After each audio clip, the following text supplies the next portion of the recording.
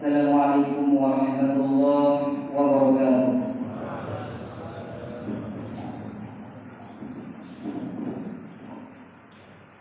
Allahu Akbar, Allahu Akbar, Allahu Akbar. Allahu Akbar, Allahu Akbar, Allahu Akbar. Allahu Akbar, Allahu Akbar, Allahu Akbar. Allahu Akbar kabiran walhamdulillahi katsiran. Wa subhanallahi bukratan wa asila. La ilaha illallah wallahu akbar. Wallahu akbar walillahil hamd. Alhamdulillah. Alhamdulillahilladzi yatafarradu bil 'izzati wal jalal. Asyhadu an la ilaha illallah wahdahu la syarika lah. Wa asyhadu anna Muhammadan 'abduhu wa rasuluh alladzi nattabi'uhu bil aqwali wal af'al. Allahumma shalli wa sallim wa barik ala qurrati a'yunina Muhammadin sallallahu alaihi wasallam wa ala alihi wa ashabihi wa man saru ala syari'atihi ila yaumi asyaddil imtihan.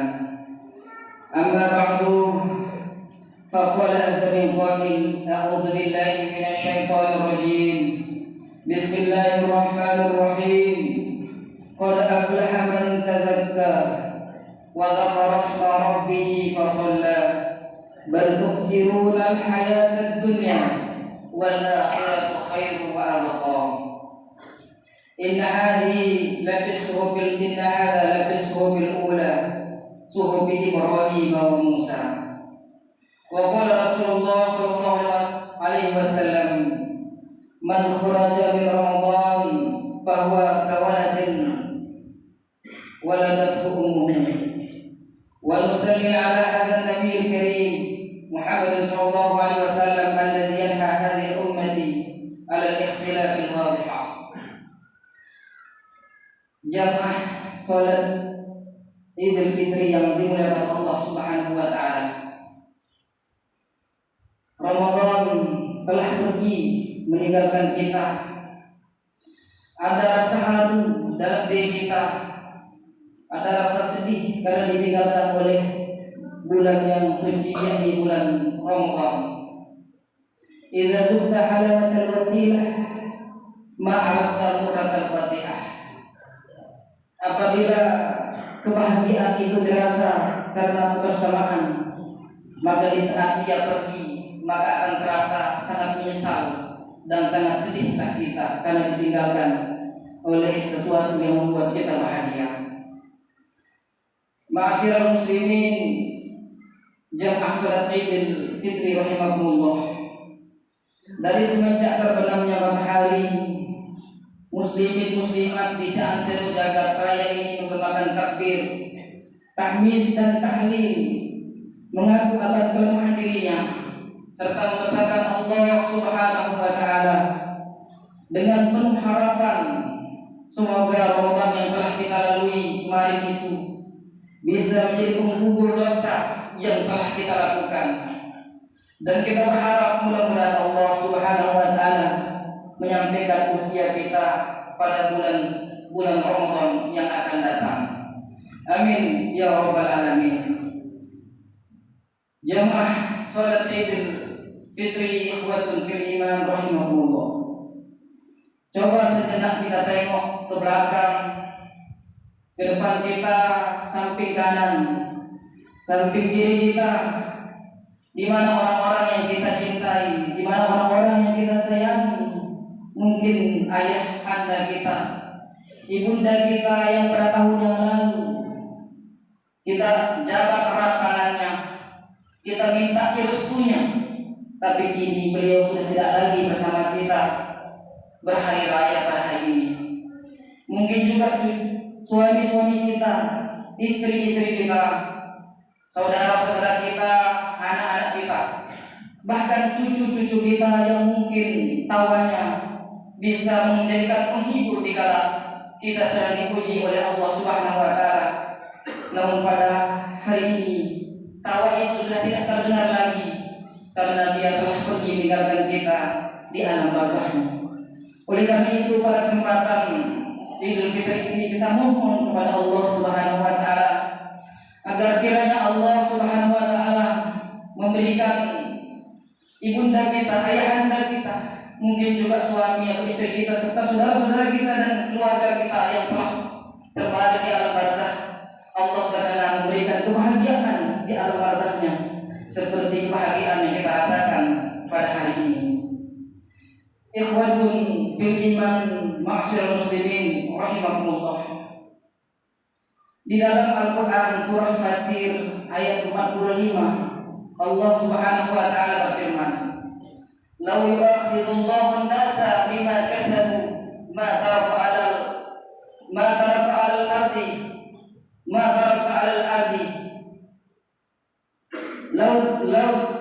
law yu'akhidullahu an-nasa bima katsabu ma taraka 'ala zahriha min dabatin walakin yu'akhiru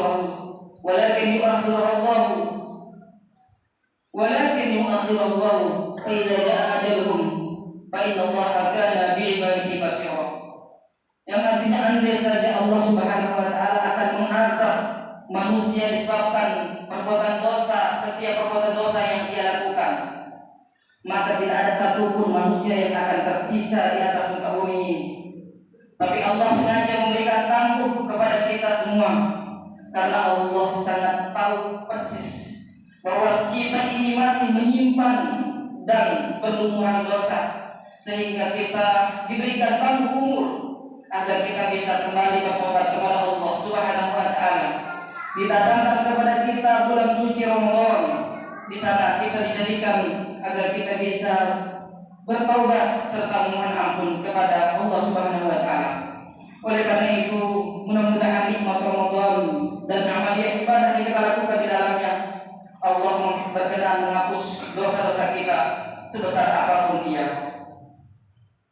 Hadirin ma'asyiral muslimin jamaah salat Idul Fitri rahimakumullah. Allah Subhanahu wa taala juga menegaskan, "Wa qadara rabbuka alla ta'budu illa iyyah wa bil walidayni ihsana."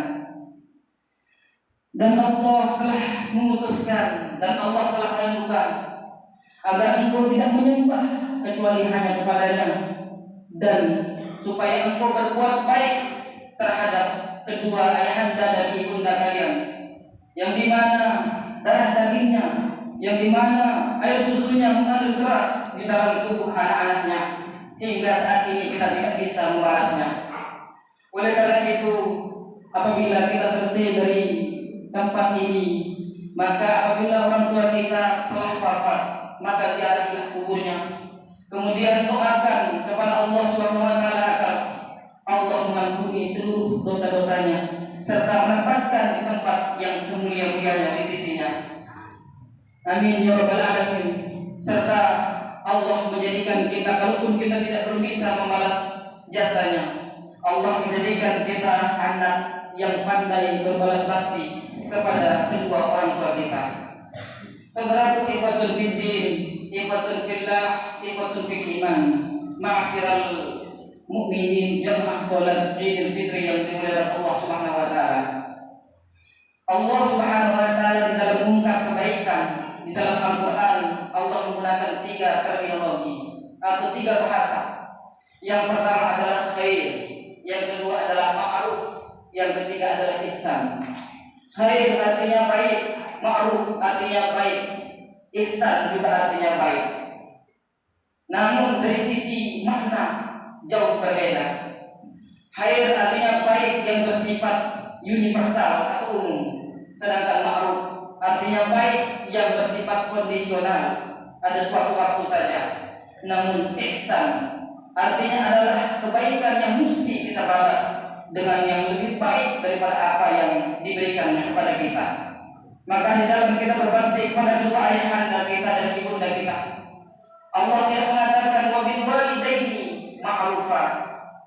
Allah juga tidak mengatakan wa bil walidaini khaira, tapi Allah mengatakan wa bil walidaini ihsana. Dan terhadap kedua ayahanda dan ibundamu, maka berbuatlah baik yang jauh lebih baik dari apa yang telah mereka lakukan. Bayangkan jemaah Idul Fitri yang dirahmati Allah, ibunda dan ayahanda kita minimal 4 tahun telah memandikan kita sejak kita masih kecil.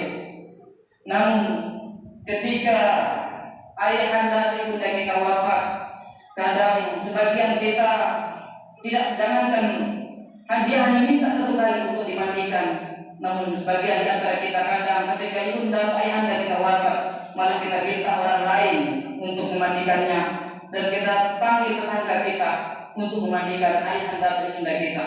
Maka di mana letak pengabdian kita dan bakti kita kepada kedua orang tua kita?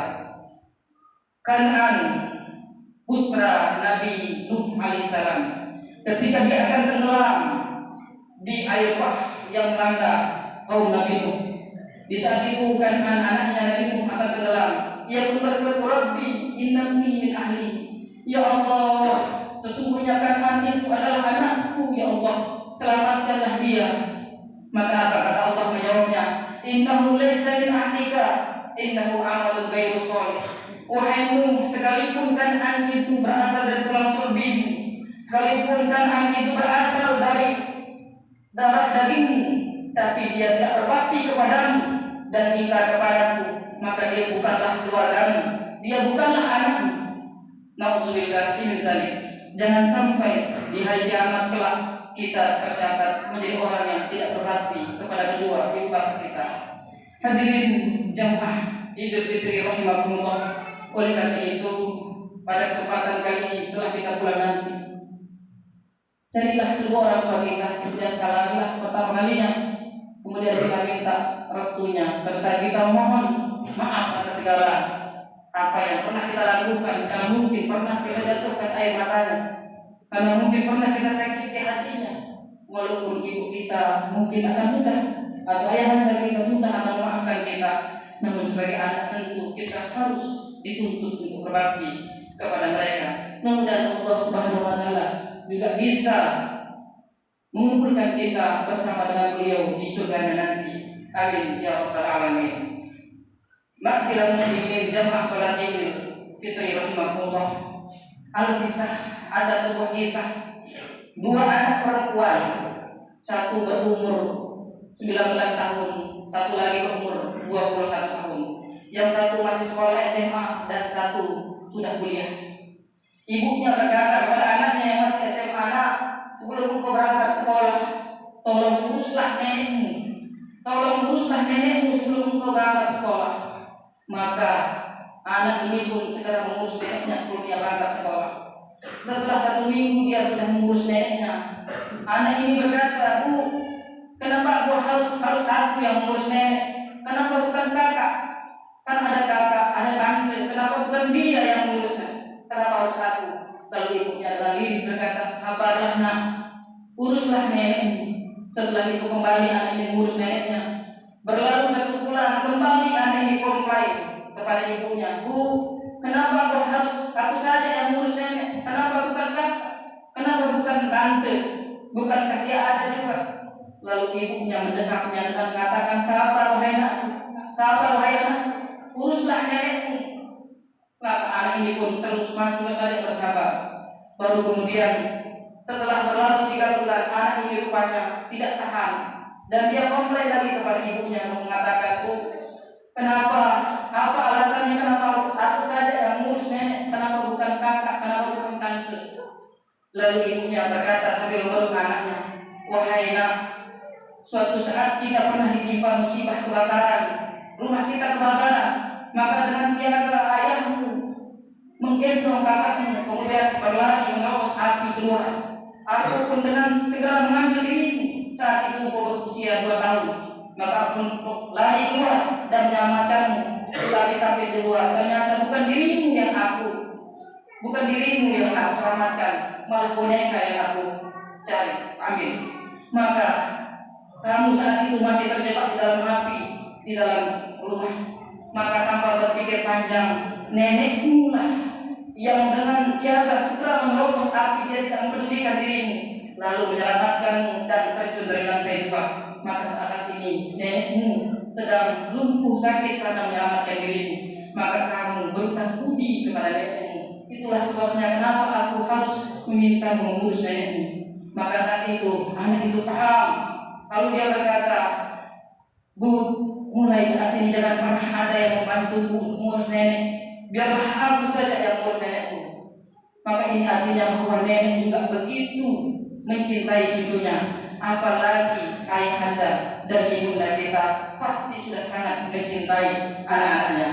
Lalu apa yang mesti kita lakukan sebagai anak ketika orang tua kita sudah wafat?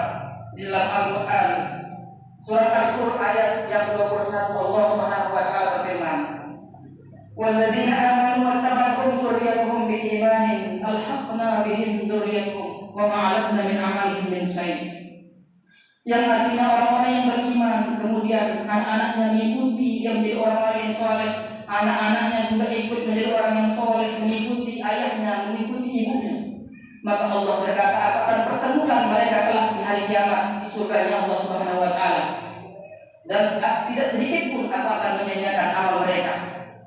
Ini artinya bahwa sesungguhnya apabila kita sebagai anak harus bisa menjadi lebih soleh, lebih taat daripada orang tua kita. Karena itulah salah satu di antara cara kita berbakti kepada beliau yang telah wafat. Kalaupun orang tua kita mungkin tidak rajin sholat tahajud, namun kita anaknya rajin sholat tahajud, maka kelak orang tuanya di pada mahsyar akan dihitung orang yang rajin tahajud pula. Kalau ibu kita tidak menghafal juz 30 mungkin dalam Al-Quran, tapi kita sebagai anak yang menghafal juz 30, maka kelak ibunda dan ayahanda kita dihitung menghafal juz 30 oleh Allah Subhanahu wa taala. Karena itulah hakikat pengabdian seorang anak terhadap kedua orang tuanya. Hadirin jamaah salat Id rahimahumullah, ada pesan untuk ibu-ibu yang sekarang ini berstatus sebagai istri. Nabi kita Muhammad SAW berpesan kepada engkau wahai ibu-ibu atau sebagai istri. Beliau mengatakan ayu mamra'atin matat wa zawjuha anharotin dakhalal jannah. Siapa saja seorang istri, siapa saja seorang ibu atau istri meninggal dunia, kemudian suaminya redha kepadanya karena telah dilayani dengan sangat setia, dan dia redha, suaminya redha atas kepergian istrinya, maka istri itu wajib masuk ke dalam surga. Bu, ketahuilah wahai para istri, sesungguhnya suami ibu dikandung oleh ibunya selama 9 bulan. Setelah itu ia dilahirkan dengan berjuang antara hidup dan mati. Tidak cukup sampai di situ, ia pun menyekolahkannya dari mulai SD, SMP, SMA, bahkan sampai perguruan tinggi, sampai ia mendapatkan pekerjaan dan mendapatkan gaji yang layak. Gajinya itu bukan diberikan kepada ibunya yang selama ini telah menyusuinya, yang air susunya mengalir deras dalam tubuhnya. Tidak pula gajinya itu diberikan kepada ayahnya yang selama ini telah berjuang peras keringat banting tulang untuk membesarkan dirinya, tapi gajinya itu dia berikan kepada ibu sebagai istrinya. Oleh karena ini Nabi Shallallahu Alaihi Wasallam bersabda, "Lau amartu ahadan ayasjuda ahadin la amartul mar'ata an tasjudna li azwajihinna." Andai saja Allah memperkenankan aku untuk memerintahkan seorang boleh bersujud kepada orang lain, maka yang pertama kali aku perintahkan untuk bersujud adalah seorang istri agar dia bersujud kepada suaminya. Saking besarnya tanggung jawab seorang suami kepada istrinya. Namun tentu sebagai suami pun hati-hati. Ada pesan juga dari Nabi kita. Beliau katakan, "Iyyakum nisa, hati-hati engkau wahai para suami terhadap istrimu. Fa innakum akhadtumuhunna bi amanatillah." Maka sesungguhnya engkau telah menghalalkannya dengan amanah dari Allah Subhanahu wa taala. Fa illam ta'murha bis shalah, maka jika engkau tidak memerintahkannya untuk melakukan salat, wa lam tu'allimha kita, dan engkau tidak mengajarkannya Al-Qur'an, faqad tawbah, maka bukan saja engkau telah berkhianat kepada mertuamu, tapi engkau telah paling berat adalah engkau telah berkhianat kepada Allah Subhanahu wa taala, dan kelak tentu Allah akan meminta pertanggungjawabannya di padang mahsyar. Saudara ikhwatul iman rahimakumullah, lalu terhadap orang-orang beriman lainnya, terhadap tetangga-tetangga kita, terhadap orang-orang yang hidup di sekitar kita.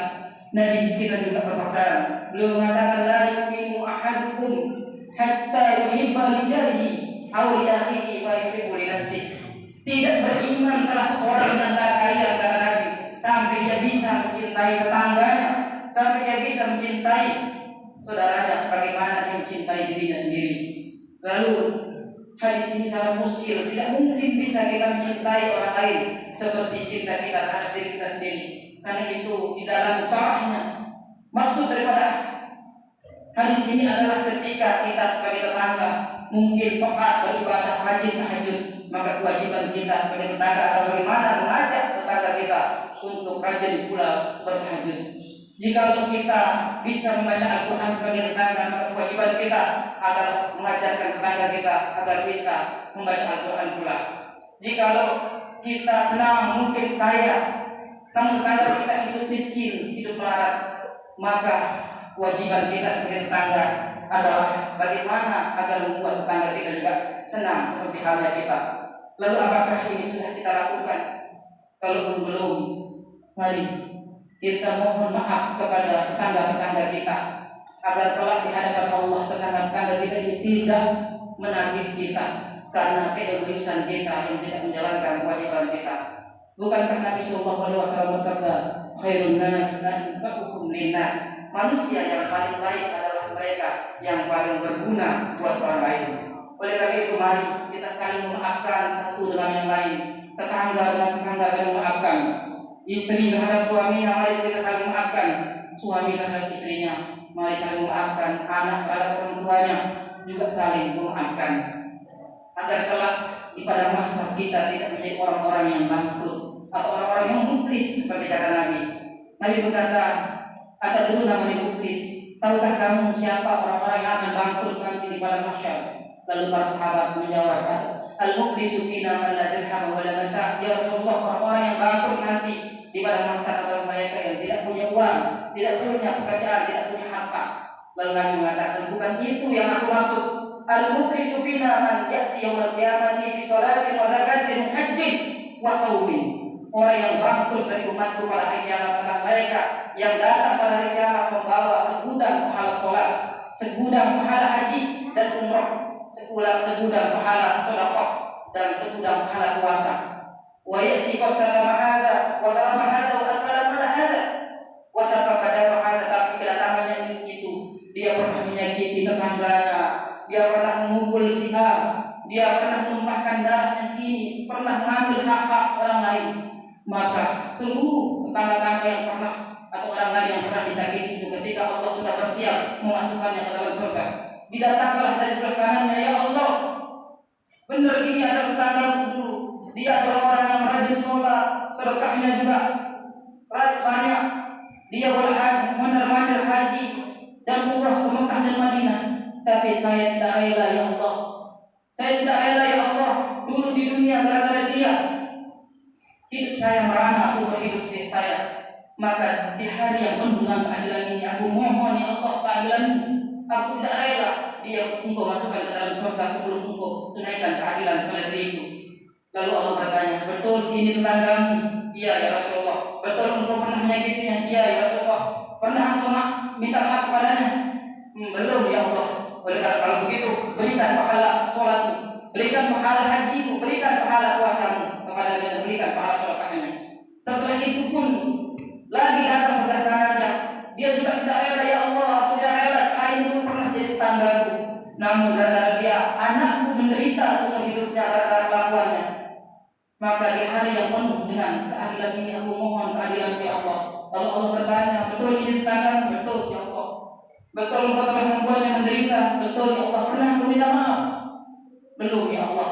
Kalau begitu, berikan pahala hajimu, berikan pahala zakatmu, berikan pahala puasamu. Maka seluruh pahalanya pun habis sebelum habis orang-orang yang datang komplain kepadanya meminta keadilan yang pernah dia sakiti ketika hidupnya di dunia. Maka ketika sudah pahalanya tidak ada, lalu orang yang lain datang komplain masih datang, maka dosa-dosa orang yang pernah kita sakiti itu ditanggungan kepada kita. Bukannya yang tadinya akan dimasukkan ke surga, maka kemudian dia dimasukkan ke dalam neraka. Nauzubillah min dzalik. Hadirin jamaah salat Idul Fitri rahimahullah. Terakhir, kita bisa seperti sekarang ini tentu selain hidayah dari Allah Subhanahu wa taala, juga berkat dari uswatun dan doa dari baginda Nabi kita Muhammad sallallahu alaihi wasallam yang mendoakan kita, yang mendoakan umatnya. Rabbana la tu'akhidna in nasina aw akhtana. Rabbana wa la tahmil 'alaina isran kama hamaltahu 'ala alladziina min qablina. Rabbana wa la tahmilna ma la taqata lana bih wa'fu 'anna waghfir lana warhamna anta maulana wansurna 'alal qaumil kafirin. Muhammadur Rasulullah walladzina ma'ahu asyidda'u 'alal kuffar ruhamaa'u bainahum. Ya Allah, janganlah Engkau azab kami, janganlah Engkau azab umat-umat kami, ya Allah, disebabkan dosa ini, disebabkan karena kami salah ataupun lupa, ya Allah. Rasulullah adalah utusan Allah, Muhammad adalah utusan Allah, dan orang-orang yang bersamanya tegas terhadap kekufuran dan saling menyayangi antar sesama orang-orang yang beriman. Oleh karena itu, hadirin jamaah salat Idul Fitri rahimahullah, jangan kita lupa jasa-jasa dari baginda Nabi kita Muhammad SAW. Saat usia Nabi kita akan berakhir, datanglah malaikat akan mencabut nyawanya, lalu berkata, Assalamu alayka ya ahla baitur rahmah, hal min sakin. Kata malaikat maut, wahai keselamatan atasmu, wahai penghuni rumah yang penuh dengan kasih sayang, boleh saya masuk? Kata malaikat maut.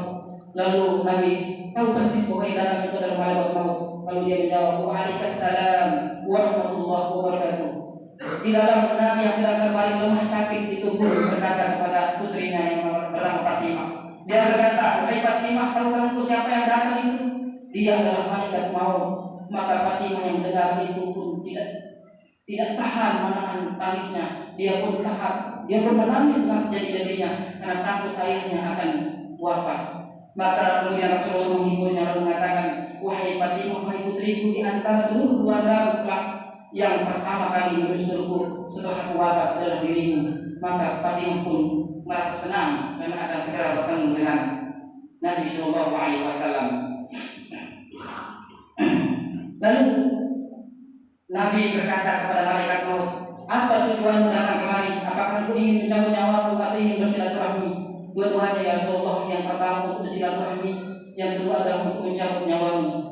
Wahai malaikat maut, kata Nabi, untuk tujuanmu yang pertama ini bersilaturahmi aku terima, namun tujuanmu yang kedua belum aku terima. Sampai malaikat Jibril datang kepadaku. Lalu datanglah seketika itu malaikat Jibril menghampiri Nabi SAW. Lalu Nabi berkata kepada Jibril, wahai Jibril, sebelum aku wafat aku ingin tahu apa janji Allah kepada diriku setelah aku wafat. Maka Jibril berkata, seluruh pintu-pintu surga telah dibukakan untukmu dan pintu neraka telah ditutup bagimu. Itu kan untukku, wahai Jibril. Lalu apa untuk umatku? Bagaimana nanti umatku? Bukankah Allah telah menegaskan, wa ma qarallahu yu'adzibahum anta bihim. Allah tidak akan pernah mengazab umatmu selagi engkau bersamanya. Ya, kalau aku masih bersamanya, wahai Jibril, bagaimana kalau aku sudah wafat? Bukan Allah telah menegaskan, wa ma qarallahu mu'adzibahum wa hum yastaghfirun. Allah akan selalu mengampuninya selama mereka saling memohon ampun. Allah tidak peduli sebesar apapun dosa yang kita lakukan, apakah itu dosa zina, dosa meninggalkan sholat, dosa mencuri, dosa korupsi, kolusi, nepotisme, asalkan dia dari umatnya dari Muhammad, kemudian dia bertaubat serta dia iringi dengan amal soleh, aku akan mengampuni dosa-dosanya. Lalu apalagi dari Allah, kata Nabi, surga diharamkan bagi nabi-nabi sebelum engkau memasukinya. Lalu bagaimana dengan umatku? Surga pun diharamkan oleh Allah sebelum masuk umatku terlebih dahulu. Oleh karena itu hadirin, berbahagialah bahwa sesungguhnya kita sebagai umat yang berakhir ini tapi akan lebih dahulu masuk ke dalam surga. Dan setelah itu tapi ketahuilah, kata Nabi, takutlah, wattaqu yawman la tajzi nafsun an nafsin syai'an wa la yuqbalu minha 'adlun wa la yu'khadhu minha syafa'ah wa la hum yunsarun. Takutlah pada hari di mana nanti tidak ada seorang bisa membalas orang lain, tidak ada seorang bisa mengganti orang lain, tidak ada diterima syafaat dan mereka tidak pun ditolong. Maka saat itu bertanya para sahabat, ya Rasulullah, ketika nanti manusia akan segera dimasukkan ke dalam surga, sebagian akan ke surga, sebagian akan ke neraka, berapa perbandingannya ya Rasulullah? Berapa perbandingan banyaknya penduduk surga dan penduduk neraka ini ya Rasulullah? Maka Rasulullah menjawab, mingkul alfin wahidun fil jannah watis'una finnar. Kata Nabi, dari 1000 orang satu yang akan masuk surga dan 999 yang masuk ke dalam neraka. Sangat kompetitif, sangat berat persaingan kita kelak di hari kiamat. Oleh karena itu mari pada kesempatan ini jangan sampai kita rendahkan diri, kita saling memaafkan satu dengan yang lain. Jangan kita menganggap diri kita yang benar, jangan kita menganggap diri kita yang lebih tua, yang lebih hebat, yang lebih bagus, yang lebih alim, yang lebih soleh. Kita sama-sama akan mengikhlaskan agar kelak di hari kiamat Allah memberikan kita sudah tidak mempunyai dosa. Hadirin yang saudara, Idul Fitri rahimahullah, mungkin itu saja yang